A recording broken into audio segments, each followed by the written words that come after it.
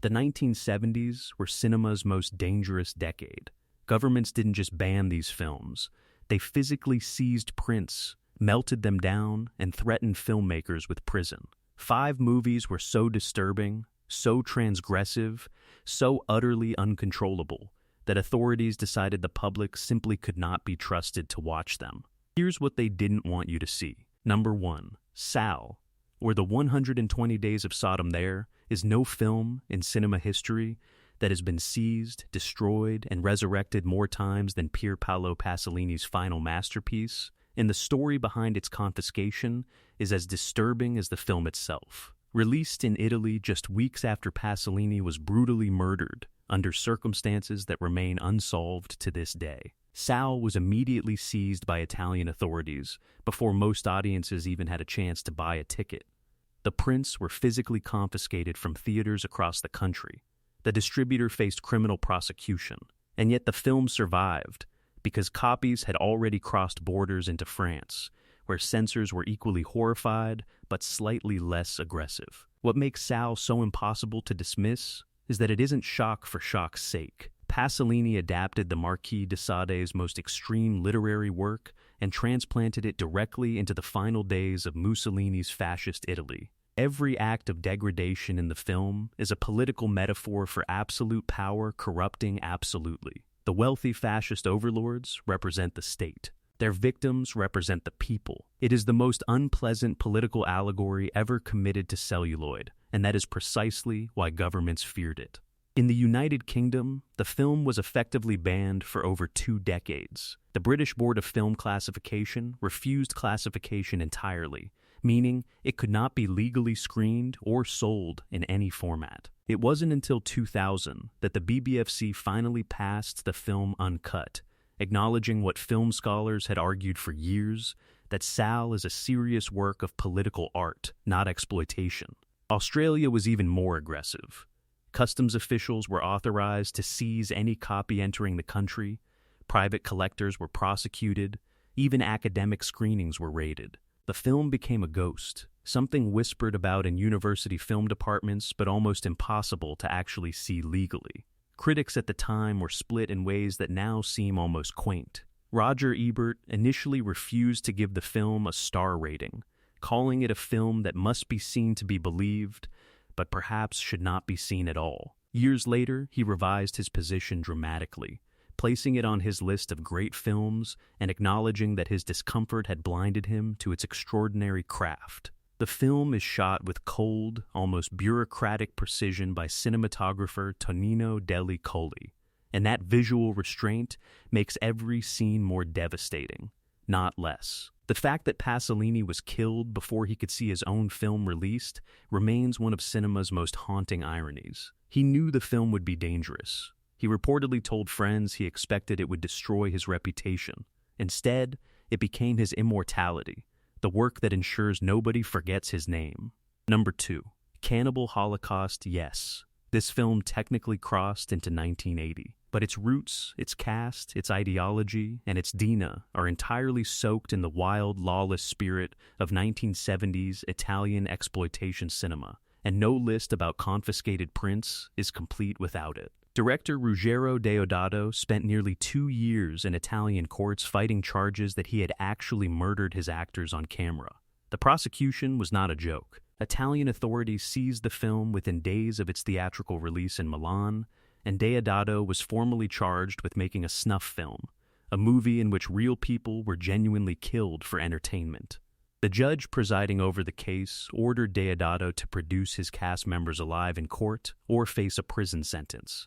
He did, barely. The actors had signed contracts agreeing to disappear from public life for a year to maintain the illusion that the footage was real. That contract almost sent their director to prison. What the authorities were responding to was the film's extraordinarily convincing found footage format, deployed here a full 2 decades before the Blair Witch Project made the technique mainstream. Cannibal Holocaust presented itself as genuine documentary footage recovered from the Amazon jungle after a film crew disappeared while documenting indigenous tribes. The fakery was so convincing, the violence so visceral, that professional investigators genuinely could not determine whether what they were watching was staged. The film was seized in over a dozen countries, including the United Kingdom, Australia, Norway, and Finland, where it remained banned for years. In several nations, customs officials were issued specific instructions to intercept any copy at the border. Underground VHS copies circulated throughout Europe at prices that would be equivalent to several $100s today. What makes the confiscation story particularly wild is that some of the violence in the film was real. Deodato insisted that the human violence was entirely staged, and his cast confirmed this in court. But 6 animal killings, including a sea turtle, a large pig, and a muskrat, were filmed without any theatrical trickery. These scenes caused as much legal trouble as the staged human violence in countries with strong animal protection legislation. Film scholar Joan Hawkins later described Cannibal Holocaust as the film that forced critics to confront their own voyeurism, because the movie directly attacks the audience for wanting to watch exactly what it is showing them. The final title card, asking who the real cannibals are, remains one of the most pointed audience indictments in film history. Deodato himself expressed regret about the animal scenes in later interviews, calling them a mistake he wished he could undo. But he defended the film's overall existence fiercely, pointing out that governments who burned his prints were engaging in precisely the kind of authoritarian behavior his movie was critiquing. Number 3.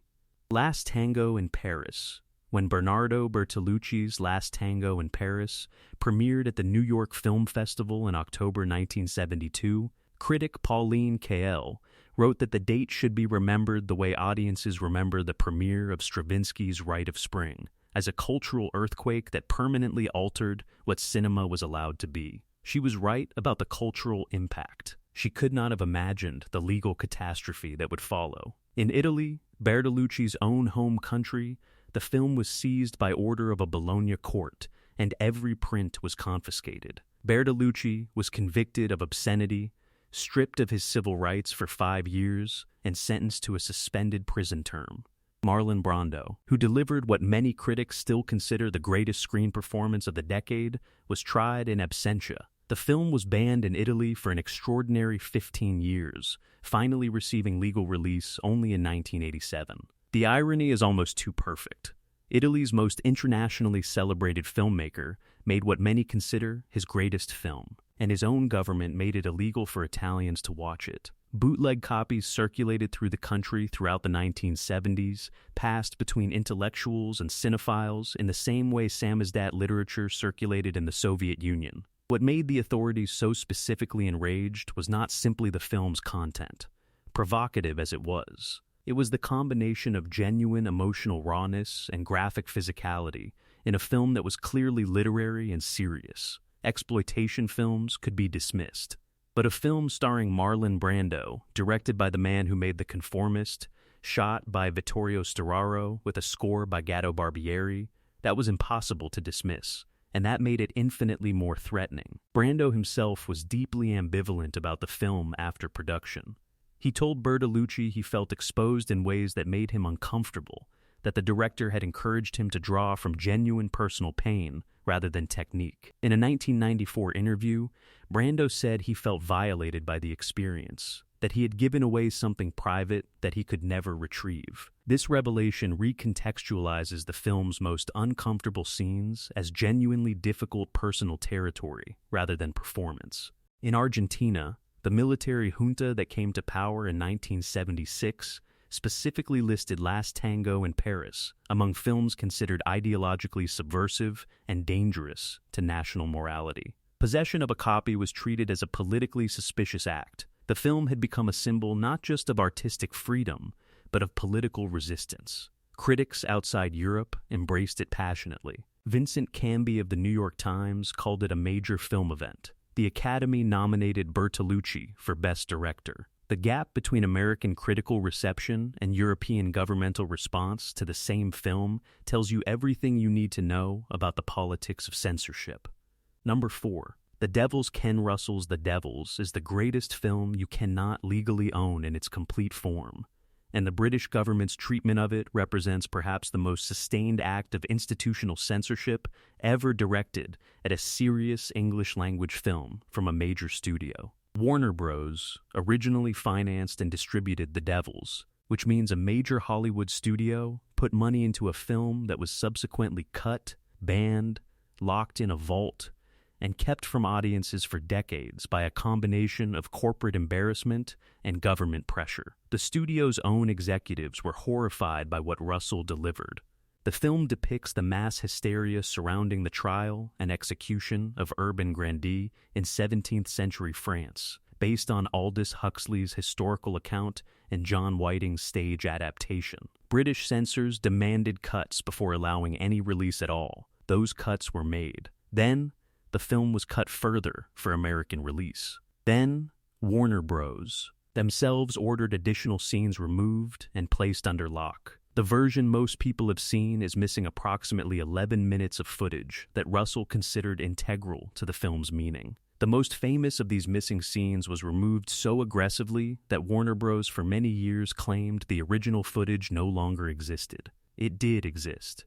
Film restoration historian Mark Kermode spent years tracking down the missing material, discovering that Warner Bros. Had simply never destroyed it, despite claiming otherwise. The footage was found, restored, and screened at limited film festivals, but has never received a proper commercial release.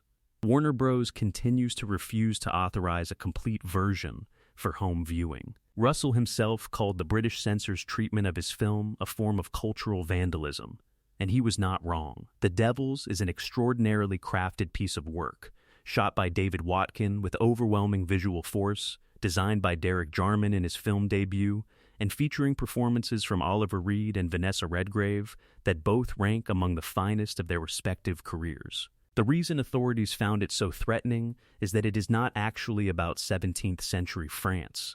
It is about the relationship between organized religion and state power, about how institutions manufacture hysteria to eliminate individuals who threaten them. In 1971, with governments across the Western world responding to social upheaval by reasserting institutional authority, a film about exactly that dynamic was not entertainment. It was provocation. At the Cannes Film Festival, The Devils received a standing ovation. In London, the Evening Standard called for it to be destroyed. That gap between artistic recognition and governmental hostility is itself a kind of historical document, proof that the film was doing exactly what Russell intended. Roger Ebert gave it 4 stars and called it the most controversial film of the year and also one of the best. Number 5. Short Eyes, the least famous film on this list, is in some ways the most important, because its story of confiscation and suppression is almost entirely unknown even among serious film scholars, and that silence is its own form of condemnation. Short Eyes was adapted by Miguel Piero from his own stage play, which he wrote while serving time at Sing Sing Correctional Facility in New York. The film was directed by Robert M. Young and shot almost entirely inside the Men's House of Detention on Rikers Island, with a cast that included both professional actors and actual inmates. Several of the men appearing on screen were serving sentences at the time of filming. This was not a set designed to look like a prison. This was a prison. The film follows a man accused of harming a child who is placed in the general population of a New York jail and must survive the violent social hierarchy he enters. The title is prison slang, and the film uses that slang throughout, operating with a documentary authenticity that no studio production could have manufactured. Piero understood this world because he had lived it, and that knowledge saturates every scene. Several municipalities moved to restrict the film's exhibition, and in certain jurisdictions prints were seized on obscenity grounds related to the film's unflinching depiction of prison violence and its use of raw, unfiltered language throughout. The film's distributor faced significant legal challenges in attempting to secure theatrical bookings, and several cinema chains refused to exhibit it regardless of legal clearance. What makes this suppression so revealing is what the film was actually doing. Short Eyes was not exploitation. It was one of the earliest American films to examine the prison industrial complex with genuine moral seriousness, to show incarceration not as consequence but as environment, a place with its own brutal logic that transforms everyone inside it. The film asks uncomfortable questions about justice, guilt, and collective punishment that American society was not prepared to engage with in 1977 and many would argue, has still not fully engaged with. The cast includes Curtis Mayfield, who also composed the film's score, and whose presence connects Short Eyes to the broader tradition of Black American artistic engagement with incarceration. Mayfield's music gives the film an emotional texture that lifts it entirely above any exploitation category. Film critics who did see it were genuinely astonished. The Village Voice called it one of the most honest American films about institutional life ever made. It received the Robert Flaherty Award at the 1977 New York Film Festival, a prize given to documentary and documentary-spirited filmmaking of exceptional integrity. The tragedy is that almost nobody has seen it.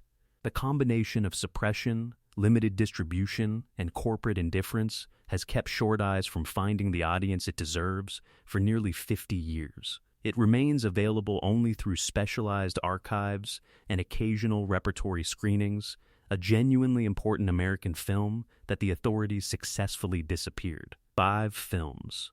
5 governments. 5 attempts to erase what cinema was brave enough to show. Tell me in the comments, which confiscation story shocked you most? And here's the real question that should keep you up at night. If authorities were willing to burn these films, what are they burning right now that we don't even know exists yet? Drop your answer below.